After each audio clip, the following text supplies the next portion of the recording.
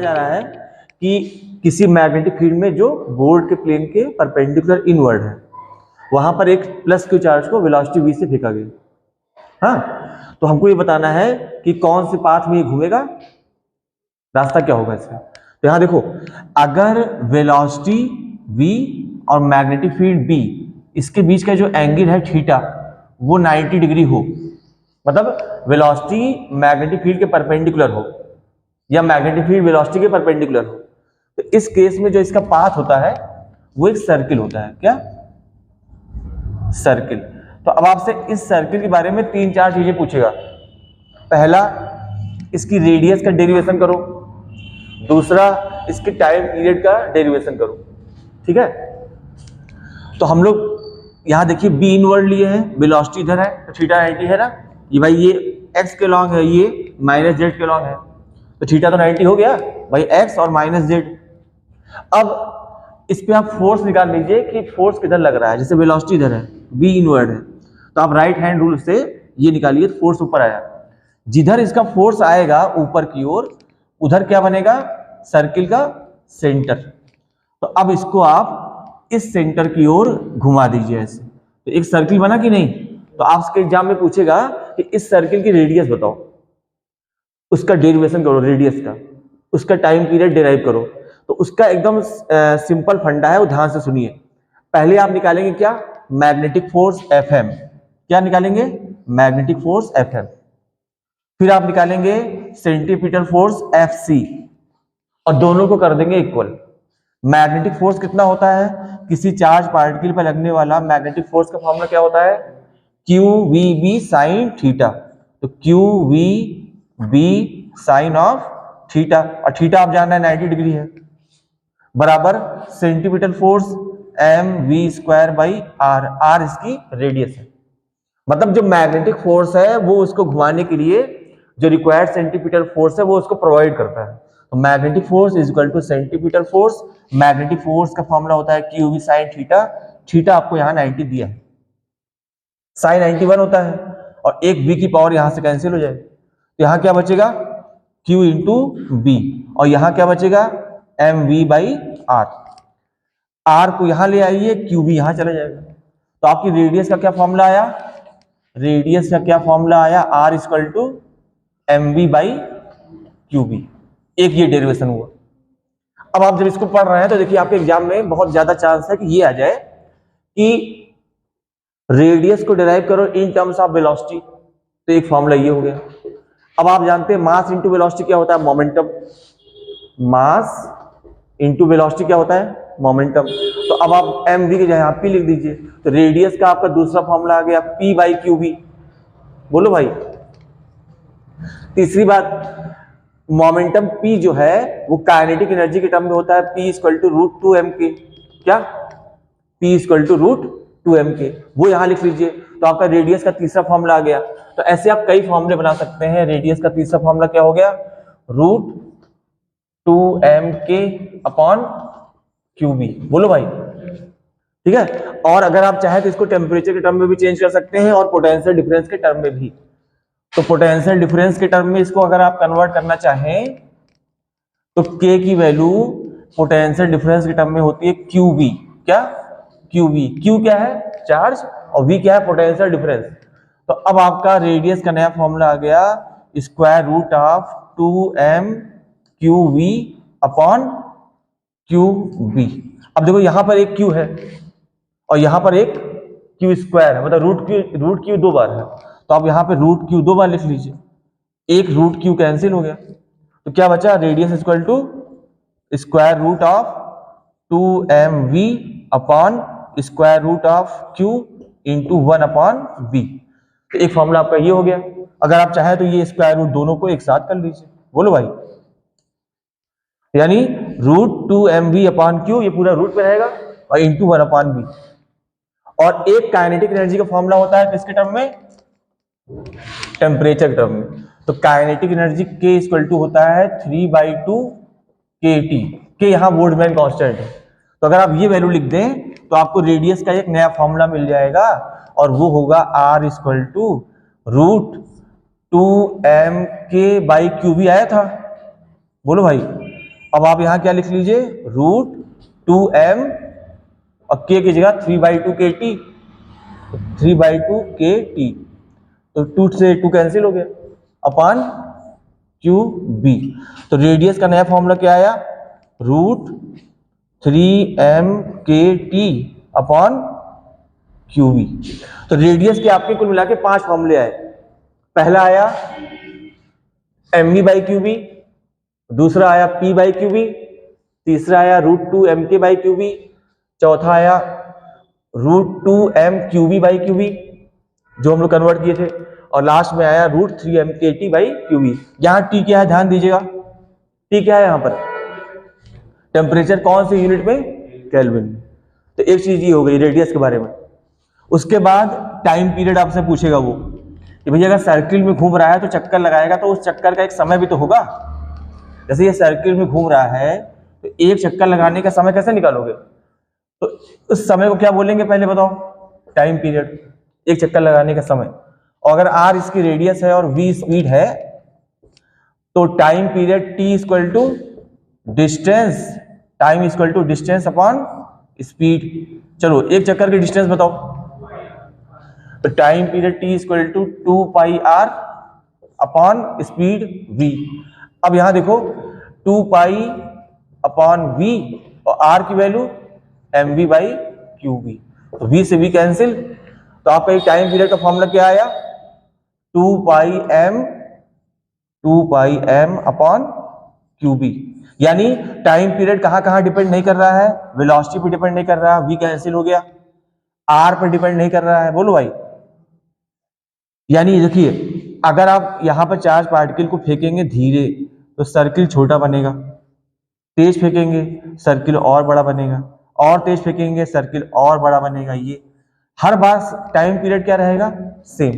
क्यों, क्योंकि जब आप धीमे फेंकेंगे तो उसको चलना भी कम है, तेज फेंकेंगे तो ज्यादा चलना है लेकिन तेज चल रहा है। तो जिस रेशियो में स्पीड बढ़ रही है उसी रेशियो में डिस्टेंस बढ़ रही है, और डिस्टेंस और स्पीड का रेशियो हर बार क्या आएगा, सेम। जैसे आप स्पीड को डबल करेंगे तो डिस्टेंस भी डबल हो जाएगी, तो 2 से 2 कैंसिल हो गया। इसीलिए टाइम पीरियड क्या आ रहा है, 2πm/QB मतलब कांस्टेंट आ रहा है। और अगर आपको फ्रीक्वेंसी निकालनी हो तो फ्रीक्वेंसी क्या होता है, टाइम पीरियड का अपोजिट, बोलो भाई। तो अब यहां मैं सारी बातें इकट्ठा करके लिख दे रहा हूं, ध्यान से सुनिए। पहली बात, रेडियस का आपका फॉर्मूला आया mv/QB। ये सब का हम लोग पढ़ रहे हैं जब थीटा 90 डिग्री है, जब आप मैग्नेटिक फील्ड के परपेंडिकुलर फेंके हैं तब। उसके बाद p/QB, उसके बाद √2mk/QB, उसके बाद √2mQB/QB, और उसके बाद √3mkT/QB। और टाइम पीरियड का फॉर्मूला 2πm/QB, और फ्रीक्वेंसी का फॉर्मूला इसका अपोजिट QB/2πm। अब देखिए इसमें जो खास बात है वो आपको समझना है। 3 चार्ज पार्टिकल है, 3 या 4 मान लीजिए, जैसे इलेक्ट्रॉन है ना, हाँ, क्या ये नेगेटिव होता है, इसका चार्ज भी सबसे कम होता है और इसका मास भी सबसे कम होता है। हाँ, प्रोटॉन का नेचर पॉजिटिव होता है, चार्ज तो इसी के बराबर है, मास इसका ज्यादा होता है। फिर आता है ड्यूटेरियम, क्या ड्यूटेरियम का चार्ज इसी के बराबर होता है और मास इसका, इस वाले के मास को अगर मैं m मान लूं प्रोटॉन का, तो इसका मास 2m होता है, और अगर मैं इसका चार्ज q मान लूं तो इसका चार्ज भी q होगा। अब आपको ये रिलेशन आना चाहिए। और अल्फा पार्टिकल पर चार्ज डबल होता है, यानी इस पे अगर चार्ज q है तो इसके ऊपर 2q होगा, और इसका जो मास होता है वो 4 गुना होता है। इलेक्ट्रॉन का मास तो सबसे कम आप जान ही रहे हैं। तो अगर आपके एग्जाम में आए कि प्रोटॉन को, ड्यूटेरियम को, अल्फा पार्टिकल को अलग अलग वेलोसिटी से या काइनेटिक एनर्जी से एक ही मैग्नेटिक फील्ड के परपेंडिकुलर फेंका गया, तो उनके बारे में आपको ये डाटा उपलब्ध होना चाहिए आपके दिमाग में। फिर से सुन लीजिए, इलेक्ट्रॉन का चार्ज और मास सबसे कम है, प्रोटॉन का, ड्यूटेरियम को, अल्फा पार्टिकल का आपस में रिलेशन है। प्रोटॉन का मास m है, ड्यूटेरियम का 2m है, अल्फा का 4m, मतलब मास 1 2 4 रेशियो में चल रहा है।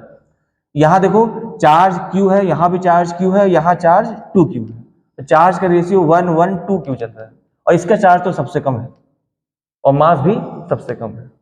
सही। एक चीज और, अगर आपने मैग्नेटिक फील्ड में चार्ज पार्टिकल को फेंका हुआ कोई सवाल लगाया और उसे मान लीजिए एग्जाम में आ गया चित्र वाला, जैसे मान लीजिए कि आपने यहां से, वो कह रहा है कि इलेक्ट्रॉन को भी फेंके हैं, प्रोटॉन को भी फेंके हैं, और दोनों इनवर्ड मैग्नेटिक फील्ड में परपेंडिकुलर फेंका गया है। तो अगर आप देखेंगे ना तो सर्किल में तो दोनों घूमेंगे भाई, दोनों सर्किल में घूमेंगे, लेकिन समस्या क्या है, ये नेगेटिव चार्ज है, ये पॉजिटिव, तो दोनों का सर्किल का नेचर अपोजिट होगा। अगर एक क्लॉकवाइज घूमेगा तो एक एंटी क्लॉकवाइज। तो आप फोर्स निकाल लीजिए, प्रोटॉन में फोर्स ऊपर लग रहा है, जो ऊपर वाला चार्ज इसको प्रोटॉन मान ले रहा है, तो प्रोटॉन कैसे सर्किल बनाएगा, ऐसे ऊपर। वास्तव में जब हम लोग फोर्स निकालते हैं ना तो वो सेंटर की ओर आता है, तो अगर सेंटर यहाँ है तो सर्किल ऐसे ही बनेगा। और इसके ऊपर फोर्स निकालेंगे इलेक्ट्रॉन के ऊपर, तो अगर प्रोटॉन फोर्स ऊपर आ रहा है तो इलेक्ट्रॉन पर नीचे आएगा, क्योंकि दोनों की वेलोसिटी एक ही तरफ है ना, ऐसे रिवर्स करके ये। तो अब आप इसका सर्किल बनाएंगे तो ऐसे बनेगा, और इसका सर्किल बनाएंगे तो ऐसे बनेगा। तो अगर एग्जाम में पूछ ले कि ये जो चार्ज पार्टिकल 1 और 2 है भाई, ये आपको लिख दे 1 और ये लिख दे 2, अब पूछ ले पहचानो कौन इलेक्ट्रॉन है कौन प्रोटॉन है, तो फोर्स निकाल लीजिएगा। तो फिर से बता दे रहा हूं, अगर प्लस चार्ज है तो जिधर थंब आ रहा है वो उधर ही घूमेगा, और अगर माइनस होगा तो उसके अपोजिट घूमेगा। तो ये इलेक्ट्रॉन के लिए है, ये प्रोटॉन के लिए। बात समझ में आई? तो ये वो वाला केस हुआ जब मैग्नेटिक फील्ड क्या परपेंडिकुलर फेंके। अगर आपने मैग्नेटिक फील्ड जिधर है उधर ही फेंक दिया तो कौन सा पाथ होगा, स्ट्रेट लाइन। या जिधर मैग्नेटिक फील्ड है उसके अपोजिट फेंक दिया तब क्या होगा, स्ट्रेट लाइन। और तीसरा केस इसमें बनता है कि अगर आपने मैग्नेटिक फील्ड से एक्यूट एंगल बनाते हुए फेंक दिया, जैसे मैग्नेटिक फील्ड ये है और इसमें आपने इस एंगल पर फेंक दिया, और ये वाला एंगल कितना है, एक्यूट एंगल, तो इसकी वेलोसिटी का एक कंपोनेंट इधर आएगा v cos थीटा, ये किधर है, फील्ड की डायरेक्शन में, तो ये स्ट्रेट लाइन ले जाएगा क्योंकि इसकी वजह से कोई फोर्स नहीं लग रहा है ना। और ये वाली वेलोसिटी जो इधर आएगी v sin थीटा, ये किधर है, फील्ड के परपेंडिकुलर, तो ये आपको सर्किल में घुमाएगा। तो अब ये सर्किल में घूमते हुए आगे जाएगा, इस पाथ को क्या बोलते हैं, तो अब ये हेलिकल पाथ पे चलेगा। ठीक है, कौन सा पाथ, हेलिकल पाथ। और इसमें एक चीज पूछता है क्या, पिच। तो अगर आपसे पिच पूछेगा तो पिच का फॉर्मूला होता है वेलोसिटी इनटू टाइम पीरियड, और टाइम पीरियड वही रहेगा हर बार 2πm/qb। तो ये हो गया v cos theta into 2πm/qb। Pitch की डिफिनेशन पूछ ले, पिच होता क्या है, तो एक चक्कर के समय में चार्ज पार्टिकल के द्वारा मैग्नेटिक फील्ड की डायरेक्शन में चली गई दूरी को पिच बोलते हैं। जैसे ये कैप है, हम लोग किसी के ऊपर कैप लगाते हैं ऐसे, तो जब क्लॉकवाइज घुमाते हैं, एक चक्कर घूमता है तो थोड़ा अंदर जाता है, तो जितना दूर आगे जाता है उस दूरी को पिच बोलते हैं। या एंटी क्लॉकवाइज घुमाते हैं तो ढक्कन बाहर की ओर आता है, तो घूमेगा भी बाहर भी चलेगा ना, तो जितनी दूर बाहर चलेगा एक चक्कर में या अंदर की ओर जाएगा वो दूरी ही पिच है। इतना समझ में आया होगा भाई। ये बार मैग्नेट है, हाँ, इस बार मैग्नेट के लिए ये नॉर्थ और साउथ पोल हो गया, इसकी यहां पे एक पोल स्ट्रेंथ होगी स्मॉल m, और इसका एक मैग्नेटिक डायपोल मोमेंट होगा कैपिटल M। हाँ, तो दो सवाल बनते हैं। पहला, इस डायपोल की एक्सियल लाइन, मतलब नॉर्थ और साउथ को मिलाने वाली लाइन, बोलो भाई, इसके ऊपर इसके सेंटर से r दूरी पर मैग्नेटिक फील्ड का फॉर्मूला बताओ। तो बार मैग्नेट के सेंटर से r दूरी पर मैग्नेटिक फील्ड का फॉर्मूला डिराइव करो। B इक्वल टू कितना आएगा, तो कितना आएगा, ये वही आएगा जो इलेक्ट्रिक डायपोल वाला आता था। तो आप इसको म्यू नॉट अपान 4π2m/r3, ये शॉर्ट डायपोल के लिए हो गया। हाँ, क्या, म्यू नॉट अपान 4π2m/r3। डायरेक्शन पूछेगा तो यहां पर नॉर्थ पोल रख लीजिए, नॉर्थ पोल को साउथ क्या करेगा, अट्रैक्ट, तो इसकी डायरेक्शन इधर आई, और इधर आने का मतलब साउथ से नॉर्थ, और साउथ से नॉर्थ m भी होता है। तो आपका रिजल्ट क्या निकला कि डाइपोल में मतलब बार मैग्नेट या मैग्नेटिक डाइपोल एक ही बात है, तो मैग्नेटिक डाइपोल की एक्सियल लाइन पर जो मैग्नेटिक फील्ड होती है वो साउथ से नॉर्थ होती है, साउथ से नॉर्थ यानी इधर, ठीक। और अगर आपके एग्जाम में आए कि भैया इक्वेटोरियल लाइन पर बताओ, इक्वेटोरियल लाइन जानते ही हो, जो बार मैग्नेट की एक्सिस के परपेंडिकुलर हो और बाइसेक्ट करे, और आपको इसके सेंटर से पूछ ले भैया आर दूरी पर बताओ, तो जहां पे ये 2 लगा है ये 2 नहीं होगा, तो यहां पर मैग्नेटिक फील्ड कितनी आएगी, mu naught upon 4 pi m by r q, यानी उसका आधा, उस वाले का हाफ। हाँ, और डायरेक्शन देख लो, साउथ वाला यहां नॉर्थ पोल रखोगे तो साउथ वाला इसको अट्रैक्ट करेगा, बोलो, नॉर्थ वाला रिपेल करेगा, तो इसके और इसके बीच में आएगा आंसर, यानी इधर आया, और इधर आने का मतलब है यहां देखो नॉर्थ से साउथ, ये वाला आया था साउथ से नॉर्थ यानी एम की डायरेक्शन में, और ये वाला जो आंसर आ रहा है वो नॉर्थ से साउथ यानी एम के साउथ से नॉर्थ का अपोजिट। तो इक्वेटोरियल पर वैल्यू क्या होती है, m by are cube, south से नॉर्थ का अपोजिट यानी नॉर्थ से साउथ, और एक्सियल पर 2m by are cube, south से नॉर्थ। अब वो दो डायपोल मिला के आपको सवाल दे सकता है, जैसे एक डायपोल ये दिया ऐसे रखा है, एक डायपोल ऐसे रख दिया और किसी पॉइंट पर पूछ लिया, मतलब कॉम्बिनेशन आप बार मैग्नेट कर दिया, तो उसको देख लो कैसे लगाएंगे। ये बात समझ में आई?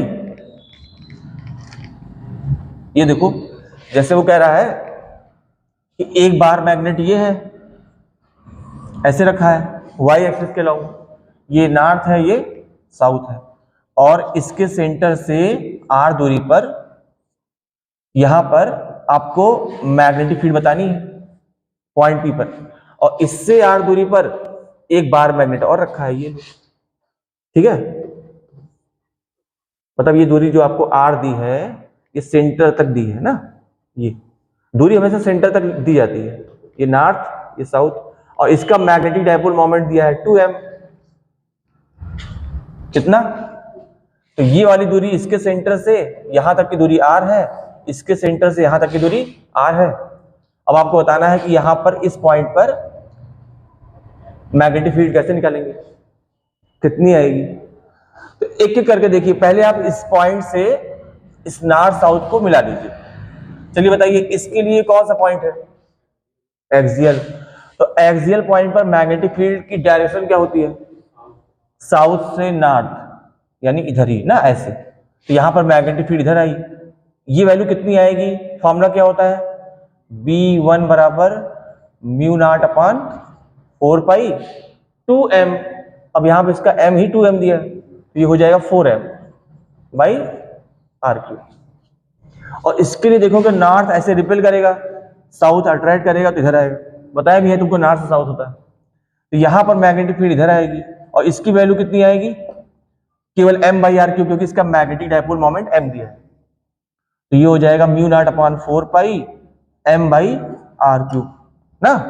अब इनके बीच में एंगल कितना है, 90 डिग्री, तो 90 डिग्री पर इनको कैसे जोड़ोगे, √a square plus b square, vector sum करोगे ना, ये नहीं कि 4 और 1 5 लिख दो, ये 4 का स्क्वायर 16 और 1 का स्क्वायर 1, 16 और 1 17, तो √17 आएगा, तो जो नेट फील्ड आएगी वो जो ज्यादा है यानी इसकी ओर बेंड होगी ऐसे, और इसकी वैल्यू आएगी √17, और उसके बाद ये वैल्यू लिख दी mu naught upon 4 pi m by are cube.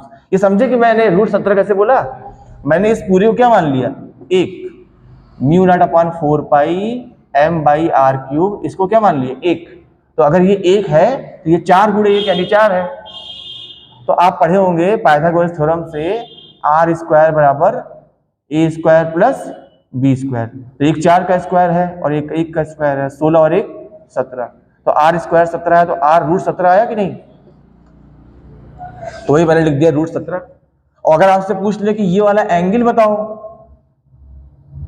इससे कितना एंगल बना रहा है, तो कुछ नहीं, आपको ये एंगल बताना है या इसको इससे मिला लीजिए, तो ये क्या है बेस, ये क्या है परपेंडिकुलर, तो tan थीटा बराबर परपेंडिकुलर अपॉन बेस, ये वाला इसके पैरेलल है, यानी ये B2 है, बोलो ये वाला B1 है, तो tan थीटा बराबर परपेंडिकुलर B2, बोलो भाई, upon B2 upon B1। B2 कितना है, ये वाला कितना है, ये वाली जो वैल्यू आई थी ये वाली, ये 1 है और ये है 4, तो 1/4, तो tan थीटा 1/4 और थीटा tan इनवर्स 1/4। और अगर यहां से पूछे तो tan थीटा 4 आएगा। भाई यहां से पूछोगे, अगर मान लो एंगल यहां से पूछा है ये वाला, मान लीजिए अल्फा, तो इसको मिलाओगे tan अल्फा बराबर ये परपेंडिकुलर, यानी अब परपेंडिकुलर 4 है और बेस 1 है, तो tan अल्फा बराबर उसका अपोजिट हो जाएगा। समझ में आया? तो अगर ऐसा कोई सवाल आएगा तो लगा लेंगे। और मैग्नेटिक डाइपोल मोमेंट m का फॉर्मूला क्या होता है आप जानते ही हैं। जैसे इलेक्ट्रिक डाइपोल मोमेंट आप निकालते थे, वहां निकालते थे q × 2l, यहां पे क्या लिखेंगे m × 2l। समझ पाए होंगे? न्यूमेरिकल बता दे रहा है इलेक्ट्रोमैग्नेटिक वेव का EMW का। हाँ, हो सकता है तुमको ऐसे सवाल से पाला पड़ जाए। 100 × 10⁻3, 10 × 10⁻3, 1 × 10⁵, हाँ, साइन ऑफ 5x, क्या sign of 5x plus 10πt। क्या दिया हुआ, ये एक इलेक्ट्रिक फील्ड का ऑसिलेशन की क्वेश्चन दी है। कह रहा है कि एक इलेक्ट्रोमैग्नेटिक वेव है, उसमें जो इलेक्ट्रिक फील्ड वेक्टर है उसकी इक्वेशन ये दी हुई है। अब ये बताओ कि इस वेव की वेलोसिटी क्या है, क्या बताओ, इस वेव की वेलोसिटी क्या है।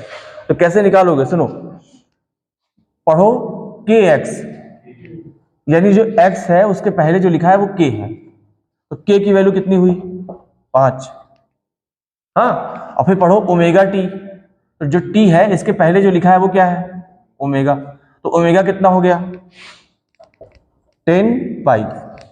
अगर ये बात समझ गए, जो x के पहले लिखा है वो क्या है, k, और जो t के पहले लिखा है वो क्या है, ओमेगा। और ओमेगा बराबर सब लोग जान रहे हो कि ओमेगा बराबर 2πf होता है। ओमेगा की वैल्यू तुमको क्या दी है, 10π, यहाँ 10π लिखोगे बराबर 2πf, 10π से कैंसिल हो गया, 5 आया, फ्रीक्वेंसी 5 आई। k की वैल्यू क्या होती है, k की वैल्यू होती है k बराबर 2π/λ। क्या k कितना दिया है, 5, तो यहाँ पे 5 लिख लीजिए, 5 बराबर 2π/λ, लैम्डा यहाँ आ गया, तो लैम्डा इक्वल टू 2π/5, लैम्डा आ गया, लैम्डा की वैल्यू आ गई, फ्रीक्वेंसी आ गई। अगर फ्रीक्वेंसी आ गई टाइम पीरियड भी आ जाएगा। टाइम पीरियड बताइए, 1/5, फ्रीक्वेंसी का अपोजिट। अब देखो लैम्डा होता है एक टाइम पीरियड में चली गई दूरी, तो लैम्डा डिस्टेंस बराबर स्पीड इनटू टाइम। अब तुमको स्पीड निकालना है, तो लैम्डा आ चुका है कि नहीं, लैम्डा की वैल्यू 2π/5 इक्वल टू v, और t की वैल्यू 1/5, 5 से 5 कट गया, तो स्पीड कितनी आई, 2π। बोलो समझ पाए? और ये सब लोग जान रहे हो कि E/B is equal to v होता है स्पीड। तो E तुमको दिया है, ये B तुमको निकालना है, और V तुमने सॉल्व कर लिया है, तो B नहीं आ जाएगा। देखो होता है E/B बराबर क्या, C, कब, एयर में। कोई और मीडियम है तो E/B की स्पीड जो है चेंज हो जाएगी, वो V हो जाएगी। ठीक है।